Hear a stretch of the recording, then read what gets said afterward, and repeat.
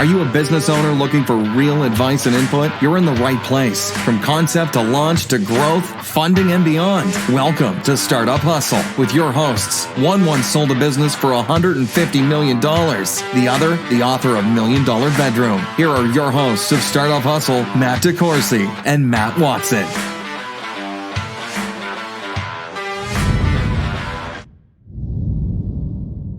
And we're back. Another episode of Startup Hustle. Matt DeCoursey here with Matt Watson. Hi, Matt. Why are we doing this today? Why aren't we doing this? Wait, we are. You want to get into the why? Yeah, why? I want to know why. You know, I got to say, the why of why you ask certain questions when I bring in the show is really amazing. And what's even more impressive is my ability to just have happened to bring in an appropriate expert to answer these kind of questions. That's perfect, because I have a lot of questions that I want to know why about. Yeah, but we're going to talk about business and the why, not the other stuff. So anyway, we have Grant Gooding with us today, the CEO and founder of Proof Positioning, also able to be found at proofpositioning.com. Hi, Grant. What up? Appreciate you coming in. You guys are peas in a pod over there, aren't you? So we're going to talk about emotional data today. Nope. And I don't mean data that's sad or happy. Well, maybe it is. What is emotional data, Grant? Emotional data is the exact opposite of big data. Okay. So big data does a pretty good job of measuring who, what, when, where, how. Emotional data is the why. Okay. So almost every organization, regardless of their industry or scope or what they do, got a pretty good handle on big data, right? Your website's measuring big data. You can figure out who comes to the website. You can measure what they're doing when they're there. You can measure how long they're there. But the one thing you really can't answer is why the hell are they there in the first place? So what our company does is we get after that. And all we do is we measure the why. And we use a combination of neuroscience, psychology, and math to help organizations understand the why behind their customers. So over the last few years, the whole concept of why I feel like it's been a lot more present. People have given a lot more consideration. It's always been something that many people have chased after. 5 years ago, I was asking about the why and things, and some people are like, oh, wow, that's profound. It seems to be really common, and obviously if you can figure out why people make decisions, why they buy, why they come, why they go, why they're happy, why they're sad, what makes them buy things faster, that's pretty valuable, right? Well, I certainly hope so, because that's what I predicated the whole success. That's what your whole business is built around. So, we have all these data people here today. Matt, your business, Stackify, does a lot of stuff with data. This is complete opposite of emotional data. Yeah, we deal with a lot of performance data and software, so right. It's more I click this button, how long did it take? Why did it take that long? But we don't know why they clicked the button. It's consistent. We don't know why. Nobody knows. It's tough to figure out. It's not that we're stupid people, but we measure what we can, and we use our gut essentially. So your job as a leader, Matt, when you look at that data, is to go, all right, so I know that this particular button took me twice as long, or took people on average twice as long to click on. Maybe it's located in the wrong place, or it's the wrong color, or the whatever words we wrote on the button.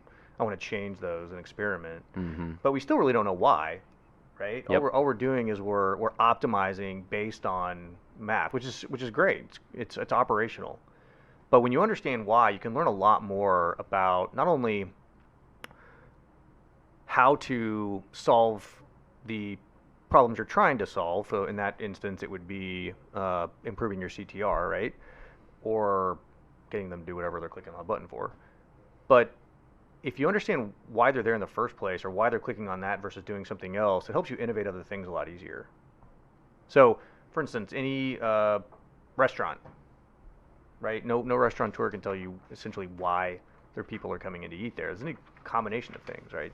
Or why they order what they order on the menu. Why they order what they're ordering. So they may go back and look at their big data and they go, boy, our steak salad does really well on this day. And so, hey, we need to make more steak salad. Well, what they probably should have done if they would have understood the motivation behind that is because they need to get a small ribeye, right, during lunch. People wanted the steak. They didn't really want the salad. So, but it's hard to really figure that out unless you kind of unbound yourself from measuring the known quantities of your business. So how do you figure it out? I mean, how do you go about that? The art of decision making is and the science of it's got a lot of components. I mean, there's a lot of weird things. You know, before we started recording, I was talking to Grant and I was talking about the way that people look at discounts. So then an example was I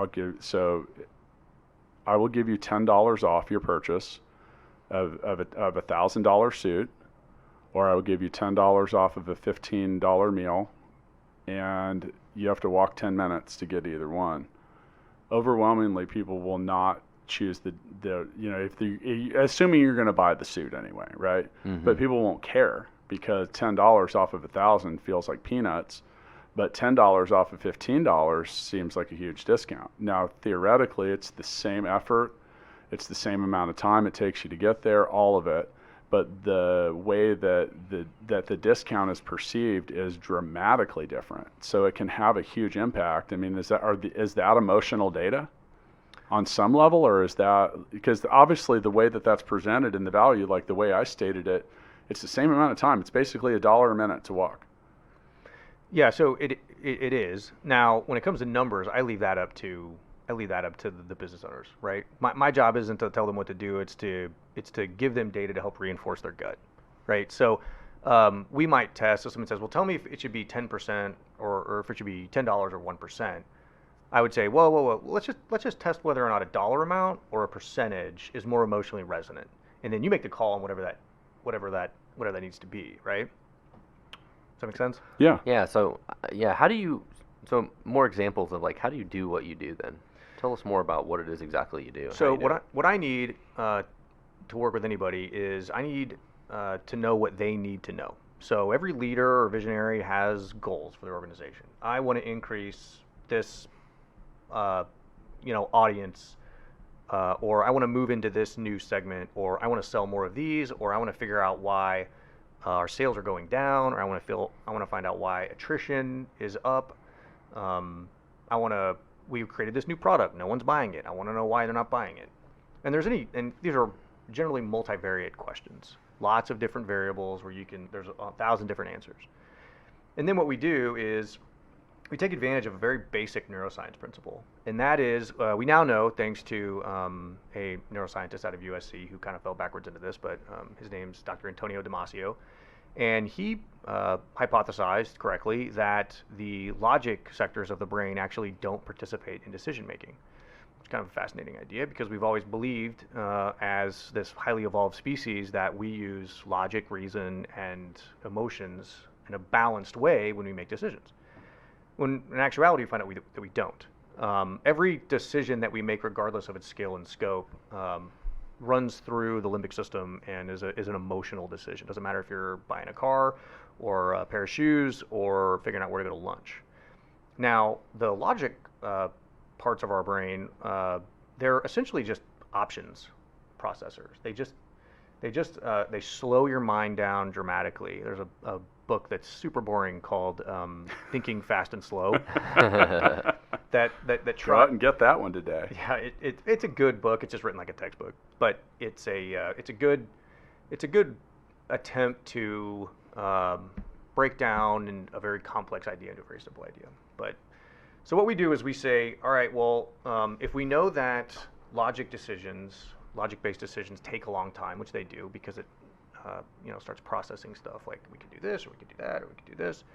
What we want to get to is what are the emotive things that get your brain to work super quickly, and if we can isolate those using any methodology, then we will. So what we figured out is that we can use digital surveys to capture timing mechanisms and allow us to measure how fast and how slow people make decisions using something called Likert scales, which is we don't need to go into. But the idea is that we can figure out how emotionally resonant an idea is to someone, and when we know that, we can break it across whatever you want to know, like what kind of customer they are, if they're a target, if they're not a target, if they're in market, if they're not quite in market, if they are a customer of a competitor.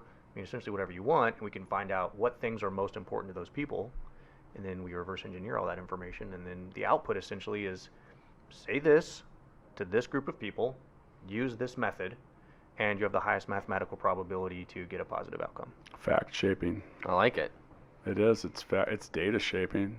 I use the term fact shaping some. I think it's possible I may have actually invented the phrase, or at least in my world I did. But I have this belief that, especially when you're presenting or selling or doing anything, there's literally an infinite amount of ways that you can. And for those of you that hear the clicking, I'm actually now physically keeping track of when Watson yawns while I'm talking. Dude, we're talking about neuroscience, so. Dude, no offense. I'm pumped up. I'm giving Matt prior to this episode actually agreed to give an undetermined amount to charity for the click counter. I'm going to need to get more zeros on this thing. It stops at 10,000. All right. I'm just messing with him. He forgets we're on video now too.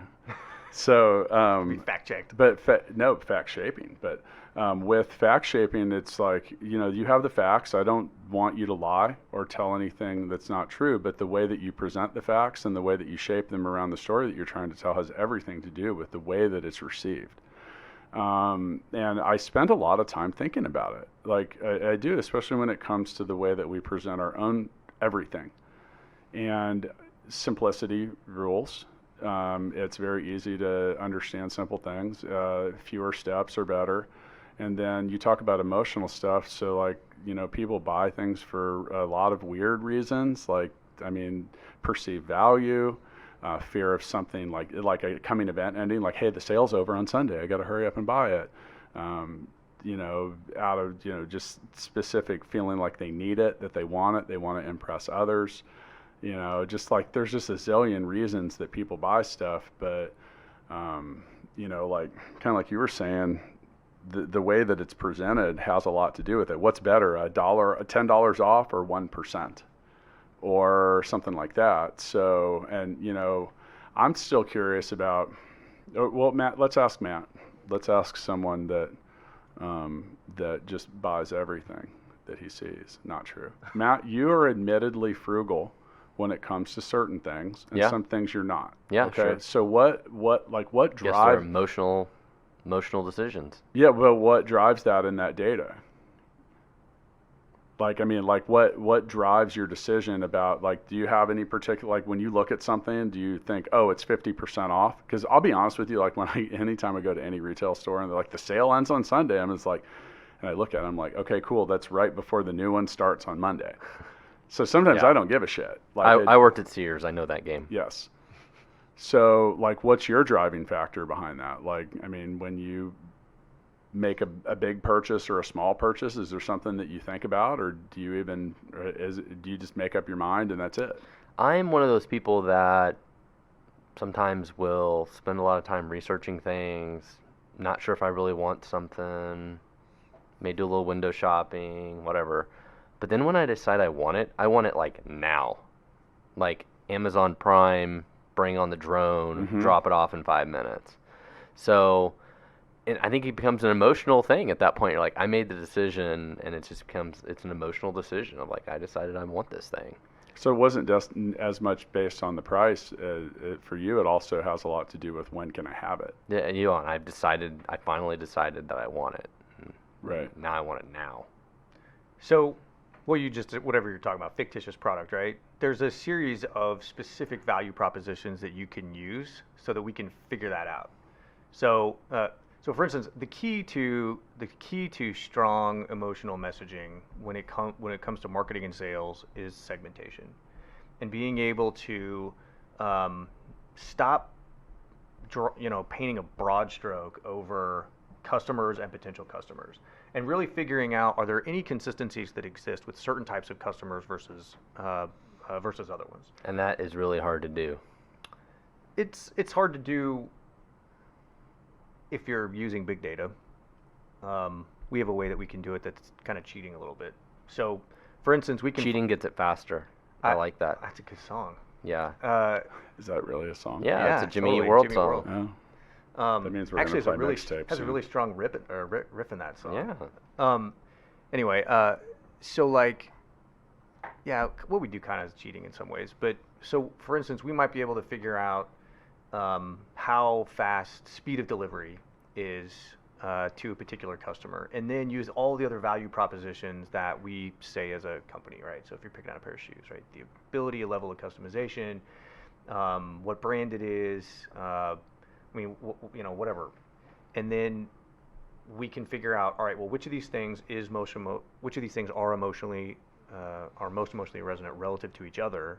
So then we can say, all right, someone that appreciates speed is also going to appreciate this. So when you're segmenting your database, send speed messages to these people, but they also need to contain these messages as well.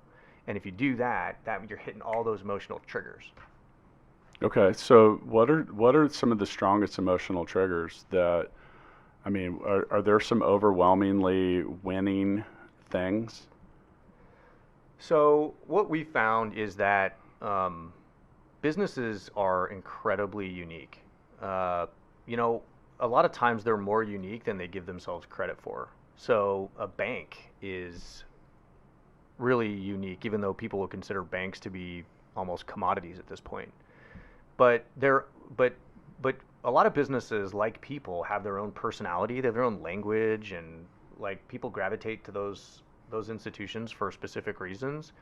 So there's really no easy answer for anyone. If there was, somebody would already figured this crap out and they'd have scaled it and they'd be bajillionaires. But they're not, because every business is different. And because of that, we have to adjust. So every deal we have to do is custom, because we can't just give them a white paper and say, oh, you're a software company, then do these things. We find that the customers of that software company or whoever they have their own nuance thing that they gravitated towards, their own emotional thing that this organization's doing that maybe they haven't even figured out a way to communicate or quantify that well. And the hardest part for any business is when they think their customer is everybody.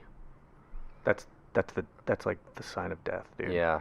A few years ago, right before we started building GigaBook, I was like, wow, and anybody can use this. And then I immediately realized I was like, oh shit, anybody could use this. Like what seemed like it was everybody was not our customer. Now there are some things, like for example, we were talking about shoes before we started. Everybody wears shoes. I'm sure there's someone somewhere that doesn't wear shoes, but overwhelmingly everyone wears shoes. So if you're a shoe manufacturer, technically everyone is your potential client, but they're nowhere close. So like we were talking about your shoes before, there's a select number of people that would buy those for what specific reasons. And then that's like, you talk about when I think about emotional purchasing, I think about the word hype, because when things are hyped up, like I'm wearing a pair of Yeezys right now, and they were hyped. They're like really expensive if you buy them on the secondary market. But why? Like they're the same exact shoe, but a different color than the same ones I have that didn't have as much hype around them. So but hype is a powerful thing. I don't know do you guys actually have a data category for hype? Nope. Because but it's, you know what I'm talking about though. It's real. Yep. It's like whatever gets someone, like the Cabbage Patch Kid when we were kids. That was hyped. That was a hyped up. Probably one of the first things I remember. Like, what's something you remember that's had a lot of hype around it? Like the Beanie Baby. Oh yeah. Or whatever. So Matt, do you have a lot of Beanie Babies? My mom did for sure. Oh my God, tons of them. He's actually has a Swiss bank account that it's nothing but Beanie Babies. Beanie Baby cryptocurrency. Yeah. That probably exists. I wasn't supposed to say that, but yeah. But so that when I think about emotional purchases and I've seen it because I've seen people like waiting outside of a store to buy sneakers like a day and a half before they open, and stuff like that. Is there even any way to wrap your arms around why the fuck people do that? Well, clearly that's not the logic brain working, right? Yeah. And so the idea is being able to, so first of all, when I said businesses are unique, it's because they're visionaries and their founders are unique, right? So there are certain things that are important, Matt, to you. You can't just say Matt in this room, dude. No, this is a limited room. yeah, it's a problem we're solving. So Watson, you're like, Yeah. you figured it out. You have your own predispositions, right? You like speed, you like research, you like certain kinds of products, and there are certain things you don't care for. Your organization is going to essentially follow suit. Can't help it, right? Organizations take on the personalities of their founders. Even great big companies, right, that have like where the founders aren't there anymore, they still kind of follow a lot of those principles because those are the things that made them successful in the first place. So being able to identify what are the nuances of your personality that allow you to create a value proposition that's unique in a market, that's kind of step one of figuring out, all right, well, what kind of shoe buy are we going after, right? Because if we want to do limited runs because Matt likes doing Watson likes doing limited runs. I don't like to run at all. Like doing limited walks of shoes. Limited edition. There you go. That's how you shape Limited those facts. edition. Limited edition. Yeah. So then you get to figure out like, all right, well, obviously we want to attract like-minded people, and what are the things about those limited? I can't remember what the hell we called it. Limited edition. What are the things? What are the value propositions around those a scarcity model, right? So, how do we shape our messages to target the right people? Because who buys on our bell curve, right? Those people that sit out front, those are your early adopters, right out in front of the chasm, right? But a shoe will run the entire width of the bell curve of humanity. But figuring out where your company lies in that bell curve is like, if you don't know, then you don't have a good company. Sure. So if my company wanted to engage your services and do this, what exactly does that process look like? We need to know what you need to know first. But that's the problem, is I don't even know what I need to know. Yes, you do. I need to know who's going to buy my product. You have. Well, there you go. That's a good one. So we say, we generally say for the sake of simplicity. But you could figure that out by you have 1,200 customers in 60 different countries. You have if you can't figure it out based on that, you need more than Grant, right? Well, I mean, we've looked at that kind of stuff before, and we start to look at certain industries, certain size companies, different firmographic, demographic information. They are kind of all over the place for you. But yeah, it's all over the place, so it becomes challenging. That's because I firmly believe, for the sake of philosophy, that demographics are coincidences. So very rarely would we ever tell somebody, you need to go target males between the ages of 30 and 39. That's an irresponsible recommendation. Interesting. Because a demographic is not a person, right? People are unique entities, and if you can only classify them using basic demographics, that's kind of not all that challenging to do. But I mean, if you're trying to get people to go to Monster Jam, I mean, there's a certain demographic more likely to go to Monster Jam than JoJo, whatever her name is. JoJo Siwa? Siwa, right? She did find her unicorn once again. Well, that's fair, but again, is it just a coincidence? Or if you said, listen, males between the ages of 30 to 39, let's go to Monster Jam, right? You have to figure out what the emotional drivers are behind that particular demographic. Crushing things. They're coincidences. Crushing things with monster trucks is a strong driver. But you can figure out what you need. Every good leader, even bad leaders, have things that they want to figure out in order to take the organization to the next level. We call them burning questions. Mm-hmm. So you say, we have 1,200 customers. It's, our goal is to have 2,000 in the next 5 years. And we kind of think we know where they're going to come from, but we're not sure. So here is Matt Watson's hypothesis. I think we're going to get them from these 3 industries. And you would tell me, hey, which one of these should I start in? I think it's probably this one, but I want to know which of these industries gives me the highest probability of success to go into. I can come back, give you hard data on the 3 and say, you should go into this one. And not only that, this is what you should say. But by the way, not the whole industry, just this segment of the industry, and use this medium, right? Like you need to write white papers for these people. And this is how you need to, but you need to get a partner. You need to get a strategic partner that's going to be able to do this for you. And if you do that, highest probability of success. Everybody needs this. I know. No, they don't. They don't? It's not for everybody. It can't be, or my business will tank. Well, I mean, everybody has these challenges, though. Yeah. I mean, Even with full scale, it's like, who is our exact target customer? I mean, we could go. We have some of these burning questions. Sure. Right. Yeah, and some of them, I don't think it's as much of like answering who could be our customers. I think it's more about who do we want as customers and clients. Because we have a pretty wide swath of people that we've done business with in the short amount of period that we've been open, and we've realized that certain types of businesses and the stage that they're at are much more likely to grow as accounts. They have lower maintenance. I mean, that's been that's our new client onboarding that we're doing is all around that. Like if you have someone, do you have a product owner, a lead developer, a product manager, someone like that on staff? If the answer is no, then your likelihood of success might be a lot lower. So this is something we kind of do a lot. Now we're starting to do more of. We've done quite a few now. But so from a sales perspective, being able to break down the decision makers in a process, who's the decision maker and who's an influencer, and then being able to break those people into pieces and say, all right, well, so let's say that you have two potential targets. I forgot what you said already, Matt, like IT developer or a project manager or whatever. Product manager, a technical lead, or a product owner. Okay, so those are three. A product owner would just be like an entrepreneur that has an idea that wants to build it. But the point is do you have someone that is going to give feedback to the team that you're ultimately going to be in charge of?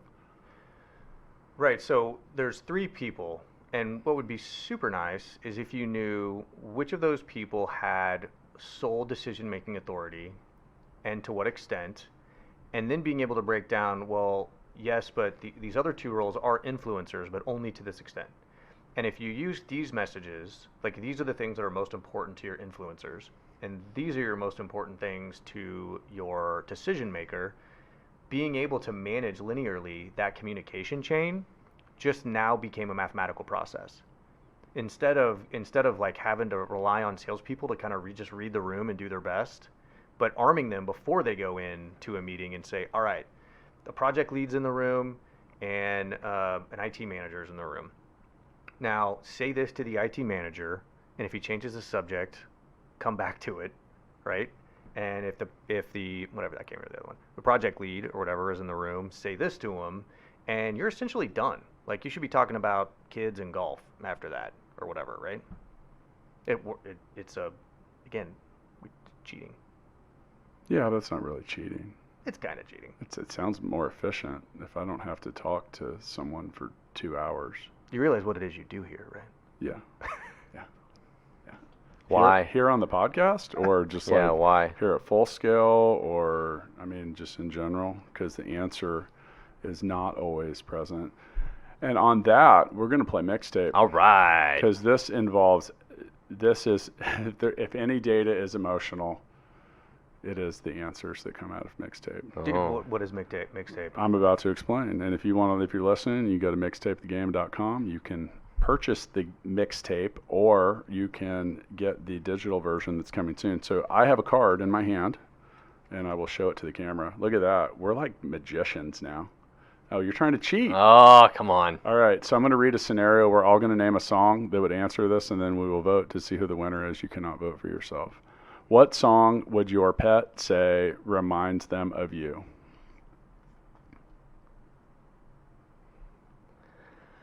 Wow. It's kind of a tough one, man. I'm going to go with What Would the Fox Say?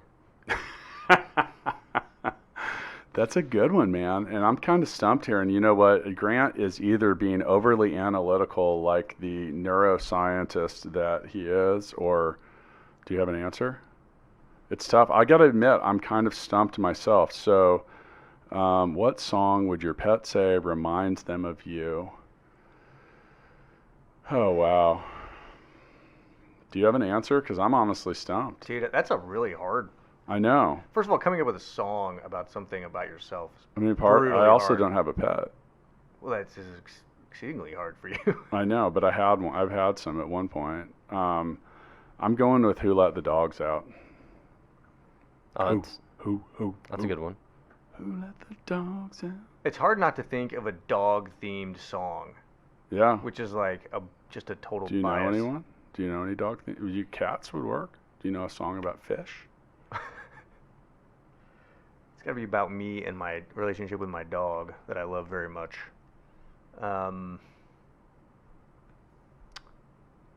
Oh, I have a theme. I just can't think of a song. Okay, the theme is like she's basically a person.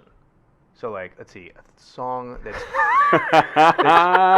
it's basically like We're gonna have the first 3-person stalemate here, because we're gonna end up voting for. Well, he would have the decision-making vote. you could. I mean, I don't know what kind of authority you have around here, but you could I have none. pick another card. I don't even work here. That's hard. I don't even work here. I'm gonna have Grant vote for us. Okay, I'm gonna vote for we're Who gonna- Let the Dogs Out. You are? Yeah. Well, then he's got you. He can either. So just who are you leave it voting at a for? Stalemate. Well, actually, you just solved the stalemate. Oh, you got to vote for me or him.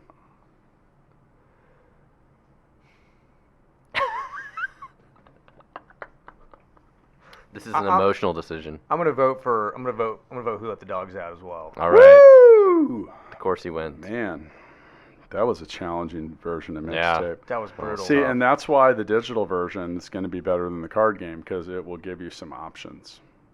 It'll give you some selections. Is this a local? I feel like I've Yeah, heard of this though. yeah. Is this a Joel local? Johnson. Yeah, we partnered with him on this. Everyone loves Mixtape. Have What- you played drinking? No, I'm not opposed to that, and we may do that later. Should we do that on the show?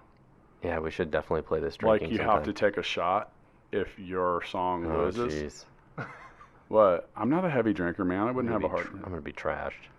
So let me ask you a question. First off, go to proofpositioning.com, check out what Grant does, and the science behind decision making. And I think that book I was talking about earlier was The Art of Clarity. I think that's what it's called. And it's I've read about half of it, but it's got 100 different scenarios as to why we make decisions, or why not. And that's where I got that example of the discount. And there's a lot of different things with that. I mean, typically as someone with a sales history, there's a lot of driving factors. I mean, a lot of it is sometimes about savings and value. I mean, you look at so much about modern society, it's driven by a need to look good, feel rich, look skinnier, taller, sexier, whatever. I'm really talking about you, Watson, right now. Mm-hmm. So, but yeah, I mean, those are driving factors. I think this is just a really fascinating science. And here's the thing, Grant, like, is anybody ever actually right about this? Like, Well, I mean, isn't it all somewhat still subjective on some level? I mean, it is purely subjectivity. All we do is we help to categorize and, understand mathematically what the most appropriate form of action is for a business, right? You have limited resources and you need to maximize the amount of revenue you generate from the least amount of effort, right? So this is a way to do that and do it confidently. Part of the challenge around this is everybody's got ideas, right? Like there's no shortage of ideas or things to do. Oh, we should do this or we should do that. Well, if you really don't have a lot of data behind the idea as far as if it's going to be adopted, how long do you drive down that road before you go, okay, dude, we should seriously stop and back up and like reset and find a new path? There's really no way to know. So it's all gut. And in many ways, like understanding and being able to quantify these, what we're really doing is we're quantifying emotional resonance is really what we're doing. But if you can quantify that, you can really get a good sense of, yeah, I know it's not working right now, but it will. Like we know it will, and we just got to keep going. And it gives you confidence behind your gut. What are 3 common mistakes that you see businesses making? Like what are the most overwhelming things that people are doing wrong that they need to fix? Well, one, mostly they're organizational, right? Like the most successful organizations I've seen have really strong and smart leadership, but they're not humble. So if you're not humble, that means that you're going to make decisions regardless of input from other people. And that means you lose good people and you ignore data and just say, look, you know, I'm going to do whatever I want to do. And then if that's the case, then it's a pointless, you know, it's not easy to work with those people because they're going to do whatever they want. Why the hell are we here? You know, why did you hire us to come in if you're just going to do whatever you want to do regardless? I saw a lot of that when I worked in the music industry. A lot of store owners too that were building it with their ego. They're like building a frickin' castle. Like, I'm just trying to come buy a guitar or a piano, man. I don't need it to like be like an art museum when I walk in and some of that stuff. And then times get tough and they run out of cash. Or when you talk about that decision making, like, they're always right. And people are telling them, hey, no one wants to buy this. And yeah, but I think that everyone will. Yeah, I think that an important lesson for any good leader is to realize that your opinion is the least important. Unless you plan on personally buying all of the things that you're trying to sell. People build businesses in their own like identity a lot, but you need to take into consideration the people that are buying things from you. Absolutely. And if you do that, you're gonna be much more successful, much faster. So yeah, ego is a big one. So we had organizational. What are some others? Honestly, one of the biggest competitors that we have is fear of doing things differently. Fear of change is the big one. You know, a lot of times people they don't want to know. They don't want to know why sales have leveled off or started to go down, because that means that there are certain things that they believe that may not be completely true, or that they're going to have to do a bunch of work. And most people generally don't like doing work, and people don't like being wrong. So those are important things. I also saw that, and I'm going to use so I used to work for a musical instrument manufacturer, and I saw that the whole entire musical instrument business in the music industry is just literally like flipped over. Like, there's no more record contracts. There's no more, you don't go down to the store and buy a CD. The same thing with musical instruments occurred. Like, you know, half of musical instrument retailers gone. They're gone. The Amazon, you know, and different stuff affected that. And I literally, in the last couple of years, and it's been 10 or 12 years since I did this, but going into stores and, you know, like, hey, you guys need to change. And 12 years ago, not everyone had that. I mean, the internet was still pretty young. I mean, as far as e-commerce went, and, you know, say, hey, why don't you have a website? And they're like, oh, I don't need that. I've got the yellow pages. And I'm like, no, you really do. Like, you need to put yourself in places where people are looking for what you're selling. Why wouldn't you do it? Oh, I just don't need that. We've never had one, and we're not going to need one. And I use the yellow pages. Yeah. So therefore, yeah, the yellow pages are good. Or that's what has worked for us for the last 15 years, and now something new has come along, and I don't want to adopt it. And, you know, just a lot of stubbornness, like the insistence of continuing to buy like half-page newspaper ads. And like, I mean, when was the last time you got a newspaper? What's a newspaper?